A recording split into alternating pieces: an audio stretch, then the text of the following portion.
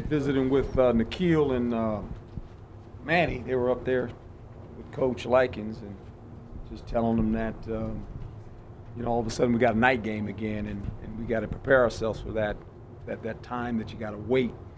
We've been fortunate the last couple of weeks, but actually day games have been pretty good for everybody. I think you guys would attest to that. You like getting out early as well. Going to Oregon, that's going to be a late night home. It's going to be a late night home, obviously, but that's how it works. Our team is like all teams are a little bit beat up. And football is a game of nutrition, and you can keep guys healthy, and you have obviously some depth on your roster that helps you. We last game had to put in some guys that hadn't played a whole lot, and it was good for them. Got their eyes were a little bit big when they had to go out there, but that could be the same thing this week. We don't know about all our injuries yet, but like all teams right now, everybody's a little bit beat up. So that's what we got to deal with. Questions? Hood Rubino, Devil's Digest. The last three games, the team has rushed for over 250 yards. The offensive line is putting up record numbers in terms of not giving up sacks. Is this really the ASU offense that you envisioned to take place in your first year in Tempe? Well, they're starting to move in the direction we would like to become. Obviously, the intention is to win. Every time you step on the field, give yourself the best chance to win. And how do you do that? I always say it's about the players. What do the players do well? What do you feel strongly about? And what have you been productive with? And so far, you mentioned it. Now, I never anticipate running the ball almost 60 times in a football game. But if that's what works and helps us win, then we'll do that. I like the way we're running the football. It has a lot to do with the cohesion of the offensive line, their coach. Dave's done a fabulous job, and our commitment to run. Our running back has been fabulous. I don't think anyone could ever imagine he was going to put up some of the numbers that he's put up, but when you're around the young man and his work ethic and how he's in the office with the coaches when they're putting in the run game, and he understands exactly how the runs are going to fit and how the blocking schemes appear, he's able to make some runs that maybe other backs could not make because he understands the blocking schemes and understands where it's supposed to appear, and he does a great job of breaking tackles as well. So, yeah, I'm pleased with the run game. I'm an old-fashioned kind of coach. I think if you run the ball, you become a tough football team. So I got no problem with that. Coach Tim Ring, CBS.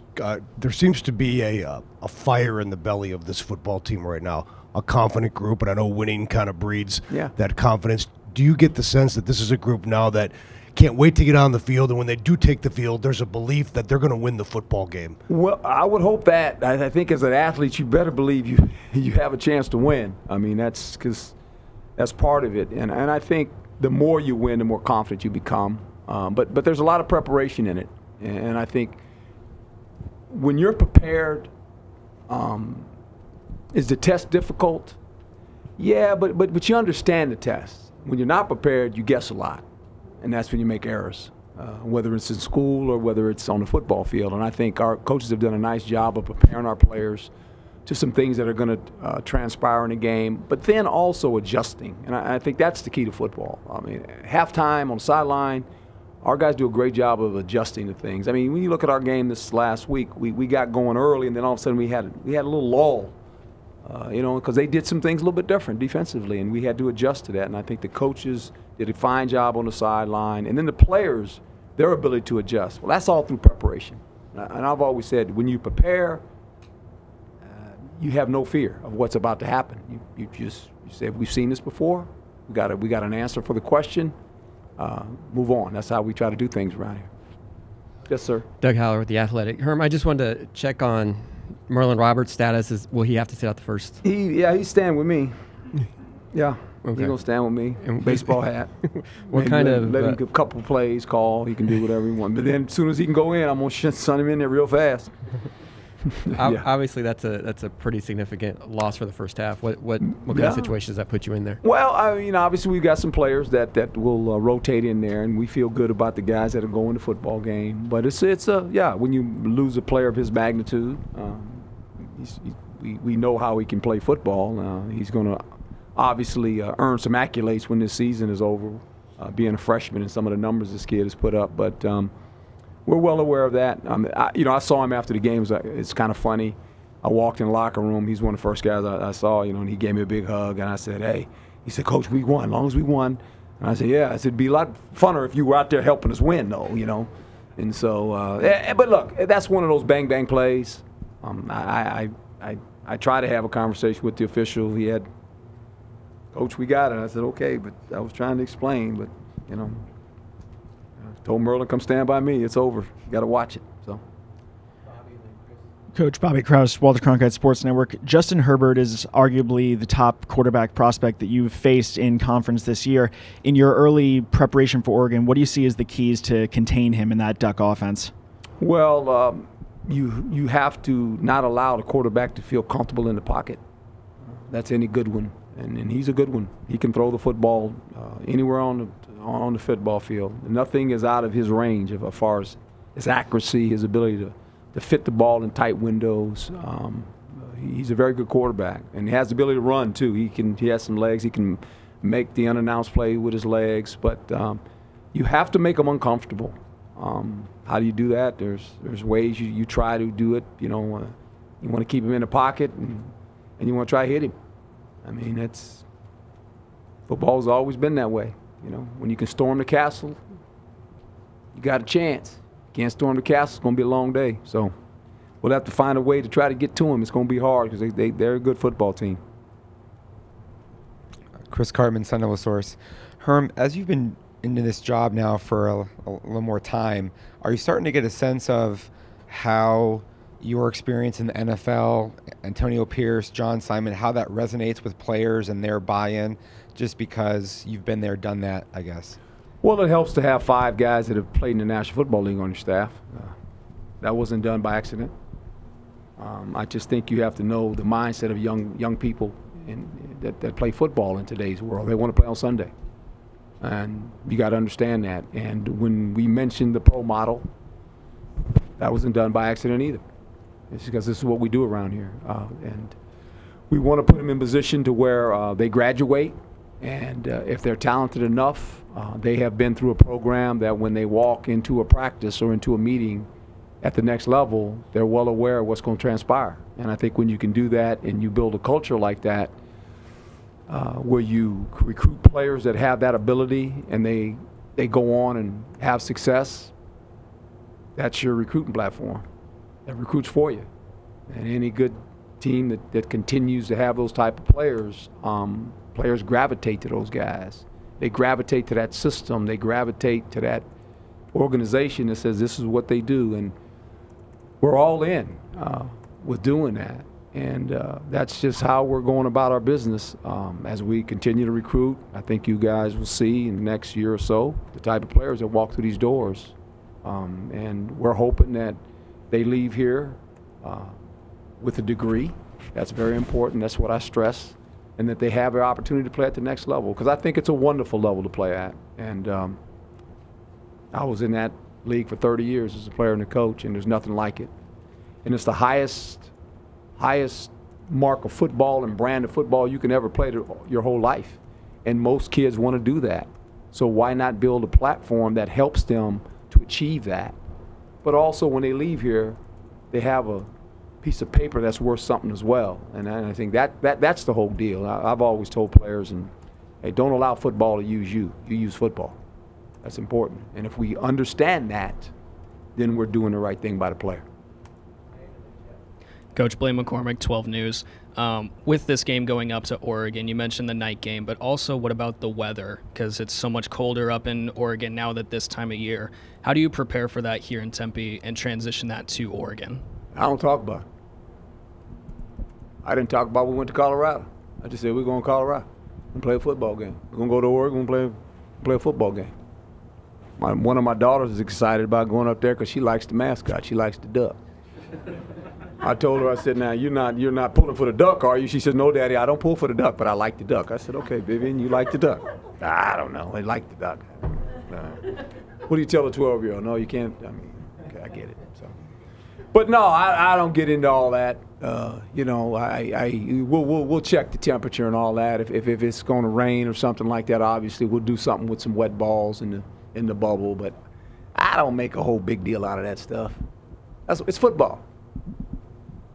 You play football. You don't worry about all that nonsense. I've never seen too many games canceled now. You're going to play.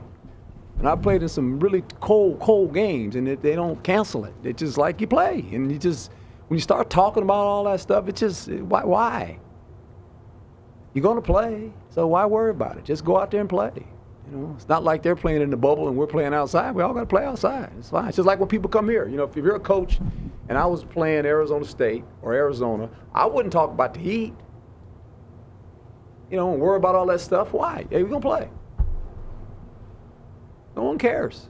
Just play football. Be all right. Jeff Metcalf, Arizona Republic. What would you say are the handful of things that have been the biggest things that you've done since you got here to allow this team to have the success it's having right now? The things... since you got here, what do you think are the handful of things that you've done that have allowed you to... The biggest things that have allowed you to have the success you're having? I would say hiring a good coaching staff, for one. Earning the players' trust. 2, being consistent. Having fun. I think you got to have fun doing this. You really do. It's too many hours if you're not having any fun. And then just allowing players to have their own personalities. I'm not a guy to try to change personalities. I don't believe in that. I just think that there's a way that they all fit in that room. And I think the players really, look, the players from December to right now, they know who their coach is. I mean, I've got an open door policy where my door is never closed. It's always open. And there's so many players that come in there every day, unannounced. And we sit and talk. And I always told them, when you come in here, I don't want to talk about football. We talk about football all day. Just come in here, let's talk. And they come in here and talk. I've earned their trust. And to me, that's the most powerful thing you can do as a person that has to make decisions. And that they understand that the things that I do, I have their best interests in mind. And like after the game Saturday, we got here Sunday and we had all those recruits in, and I sent out an email to all the players, said, don't come in. You're off. I don't even want to see you in the building. Just go relax. And they were like, whoa, you don't have to come in, no. And it's amazing how many of them, they're showing up today. Because it's almost like, oh, coach, what happened? And nothing happened. I'm giving you a rest. You need to rest. The coaches need to rest. You guys need to rest. Let us get the game plan in. We're going to talk about UCLA just a little bit, little dab of it, and go over the corrections, and we're moving on. And I just think it's that time of the year where, you can't keep doing the same thing over and over. There comes a point, and as a coach, that the players are tired, the coaches are tired, everyone's tired right now. But when you're in a race, how do you get more energy? And those are the things you got to figure out as a coach. What am I going to change just a little till they go, wow, okay. You'd be surprised how many players came in here today. I'm like, you guys lost? No, we just want to come over. Because there's so much in a routine when you give them something, you go, wow, coach gave us 2 days off. Yeah. But I'm going to expect a lot tomorrow. And they're going to realize that when I stand before them and tell them how we got to go about doing our work this week.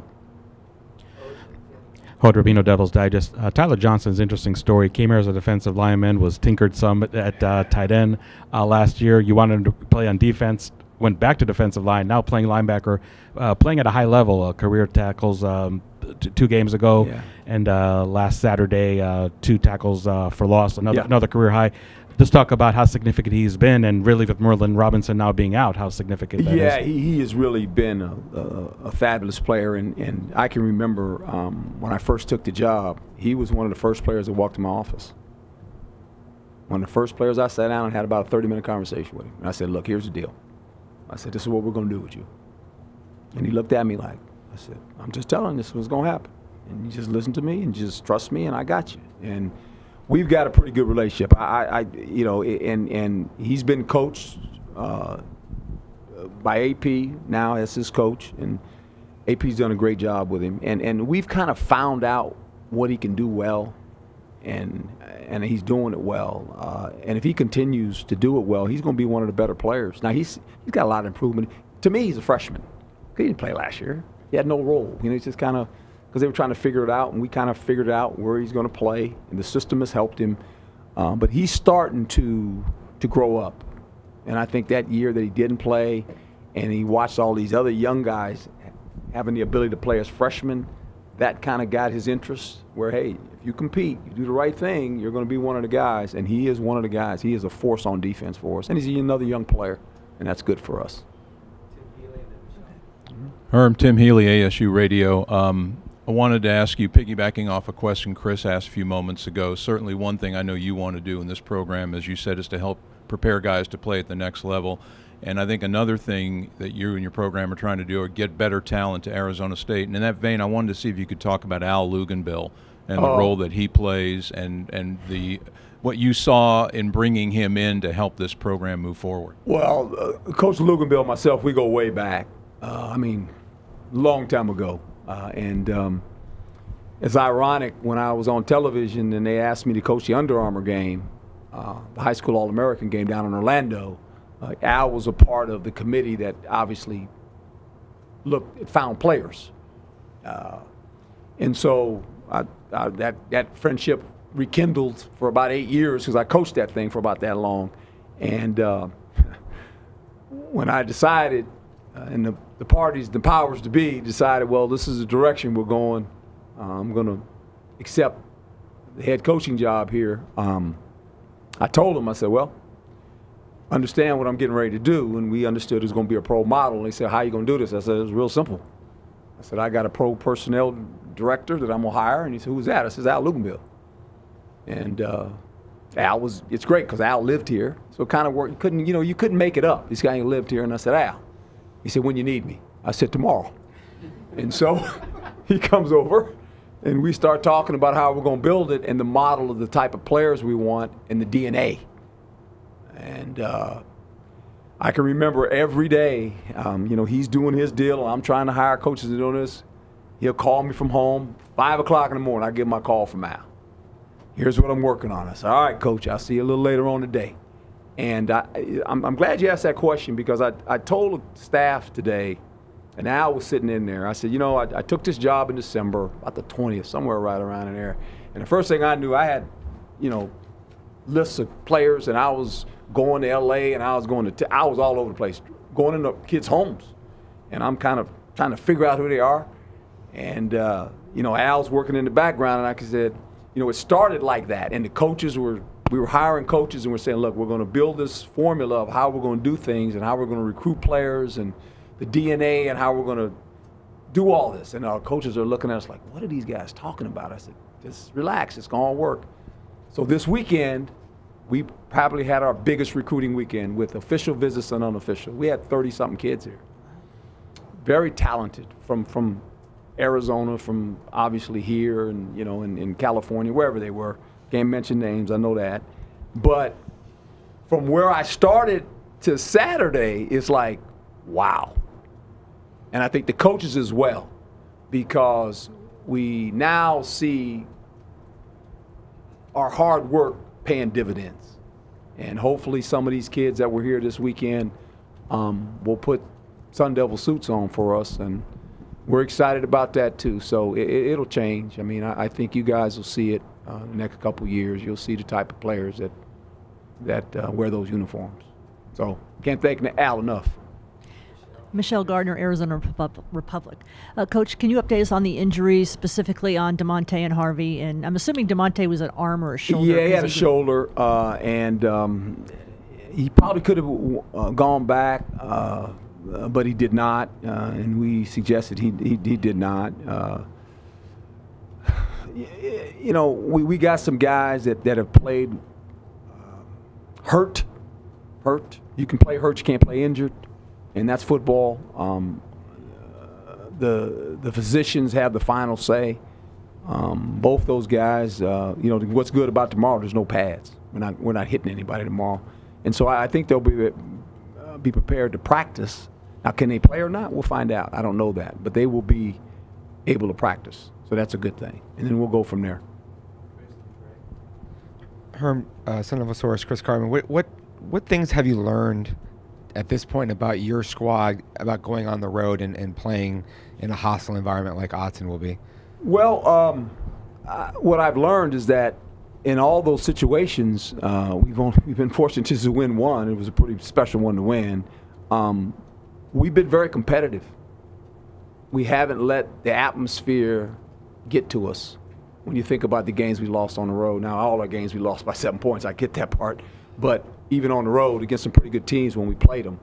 When we played Washington, they were a ranked football team. They were pretty good. Colorado was a ranked football team, and I believe when we played them on the road. And so we withstood it and got into the game, but just couldn't finish it off. SC was one where we ended up winning, but I've always said this, I used to love playing on the road. I just think when you take your guys on the road, there's no distractions. There's just kind of you guys, and you go, and it's a night game, so it's a longer time now for us. And you just wait around, you do things at the hotel. But I like going on the road. When I was in pro football, if we went anywhere from Midwest to come west, we left on Friday. We flat left on Friday, and the players loved it. And we won a lot of games going on the road now. So I just think that you got to build a culture of that, to go on the road and play, and you're going to walk into the stadium and they're going to be booing you and they're mad at you, and I just love it. It's all good, you just suck it all in, because you like to leave and it's real quiet. And you don't have to say anything.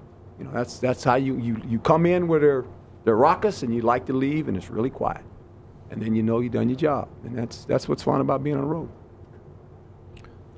Coach, what's being eligible for a bowl mean for you personally, and then also for your ability to build your program? Well, I think it's critical, and that's a great question, in the fact that first-year head coach with a new staff, and you have this vision of where you're trying to go and what you're trying to become. It gives you some opportunities to bring along some more young players to coach. But also it says something that, hey, this is a team that is hopefully trending in the right direction. And it's good for the players, and especially the seniors. That's who you feel for, with these bowl games. Because, some of them have aspirations to play in football, the next level. Most of them will not be able to. So this is one more way of saying, hey, you're going to a bowl game, man. And it's something about being a bowl team. It's just, and I understand there's a lot of bowls now. I get all that. But still, I think it's good to do it because of all the things all the goodwill it brings you. And the players are excited about it. It's like if you're a senior, let's say a walk-on kid, you're going to go to a bowl game, man. That's pretty neat. You're a walk-on guy. You're not on scholarship. You don't play. You dressed one time for the most part this year. I try to dress at least 10 of them every game, but this one I let everybody dress. And so now you get to go to a bowl game and participate in a bowl game. When you're 30 years old, 40 years old, and you're sitting around with your family and your kids, you say, oh, yeah, I played in that bowl, whatever. And there'll probably be a different name for it, but you played in the bowl. They always change these names. I get that part. But it's just fun. I think it's fun that you say, that you're bowl eligible. And I didn't realize. To me, it's kind of like, in the NFL, it's like getting in the playoffs. Can you get in the playoffs? There's a number. We always said, it's a race to 10 in the National Football League. It's a race to 10, and if you get to 10, then things start looking real good. You're probably going to get in the playoffs. If you win a couple more, you maybe can win a division. I've been in that before in my lifetime, and it's a lot of fun. College, if you win 6, that's always the number out there. That's the carrot.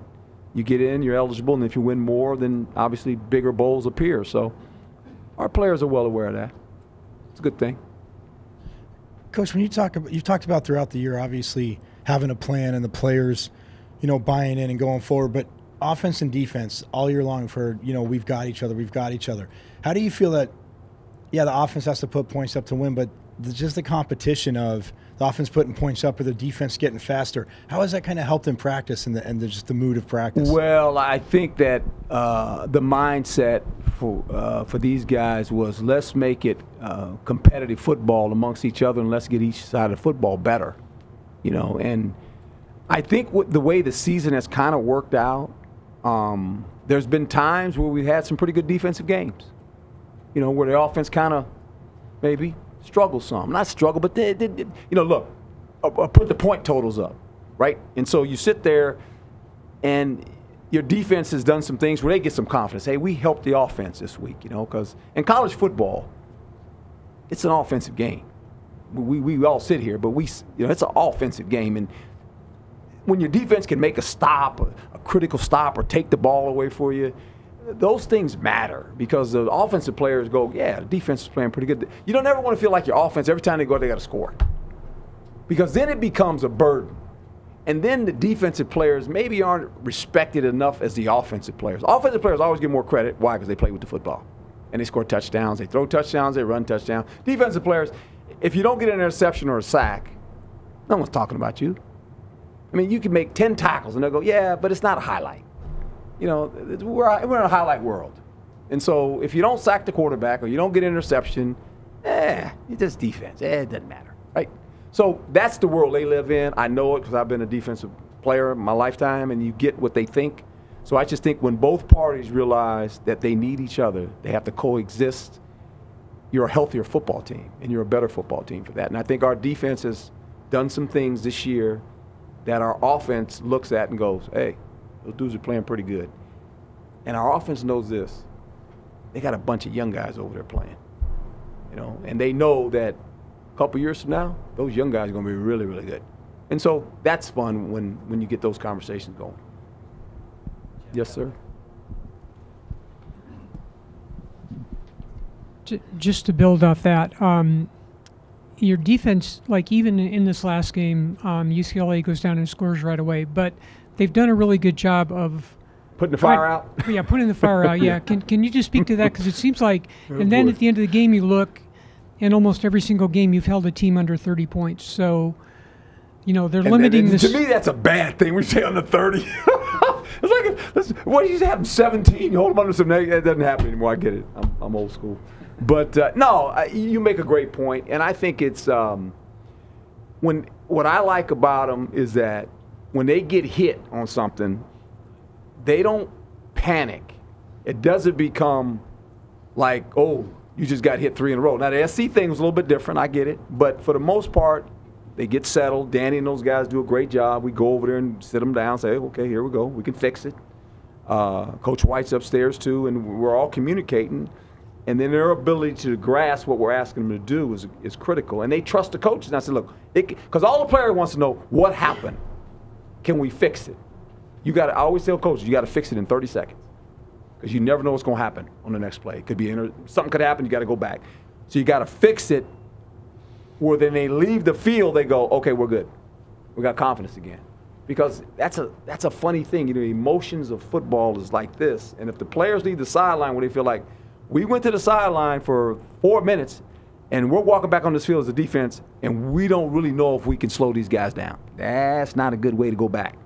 You better have some – I always tell the coach, you better have some answers for those kids. Because they coming over there looking for answers. When their eyes get big, you better give them some answers. Give them some information so they feel confident going back. Now, what has to happen eventually, there's got to be some leaders in that huddle that tell them, hey, here's what's happening. I see that in a couple of them. And they're the young ones. They're starting to say, hey, come here. This is what we're doing. That's a good thing. And I think we're trying to build that in that culture of the defense.